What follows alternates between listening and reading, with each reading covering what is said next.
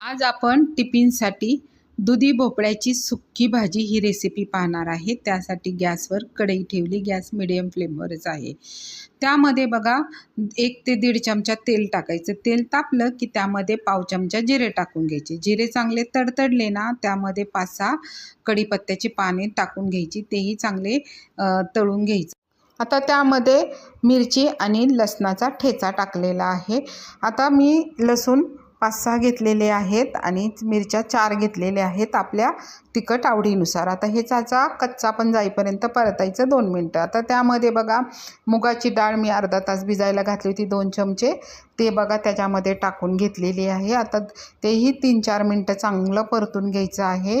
Slow फ्लेमवरच घेत आहे म्हणजे मसाले आपले करपणार नाही। आता त्यामध्ये काय टाकायचं तर पाव चमचा हळद टाकली, पाव चमचा हिंग, पाव चमचा धने पावडर आणि चवीनुसार मीठ, हेही चांगलं परतून घ्यायचं। आता ह्याच्यामध्ये बघा एक भोपळा घेतलेला आहे मोठा, त्याचे छाले काढून त्याचे बारीक असे तुकडे करून घेतलेले आहेत। आता तेही त्याच्यामध्ये टाकून घ्यायचं। आता तुम्ही जर हा व्हिडिओ पाहत असाल तर लाईक करा आणि सबस्क्राईब करा।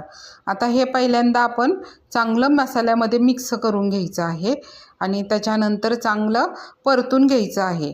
आता हे 2-4 मिनटं तरी चांगलं परतून घ्यायचं आहे आणि त्याच्यावर झाकण लावून ठेवायचे। आता आपल्याला हा भोपळा अर्धा कच्चा शिजून घ्यायचा पहिल्यांदा वाफेवर। आता हे बघा आता चांगला मस्त असा अर्धा कच्चा शिजलेला आहे भोपळा। आता ते परत एकदा चांगलं परतून घ्यायचं आणि त्याच्यामध्ये आता काय करायचं थोडंसं पाणी टाकायचं आहे। म्हणजे आता आपल्याला डाळ आणि थोडासा राहिलेला भोपळा अर्धा कच्चा तर शिजलेला आहे, तर आता तो पूर्ण शिजण्यासाठी थोडंसं पाणी टाकलेलं आहे आणि पुन्हा झाकून ठेवायचं आहे 5 मिनटं। आता गॅस मी स्लो फ्लेमवरच ठेवलेला आहे। आता मस्त असा शिजलेला आहे बघा।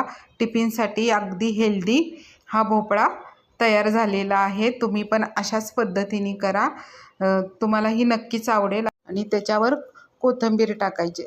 ही भाजी कशी वाटली हे तुम्ही मला कमेंट्स करून सांगा। धन्यवाद।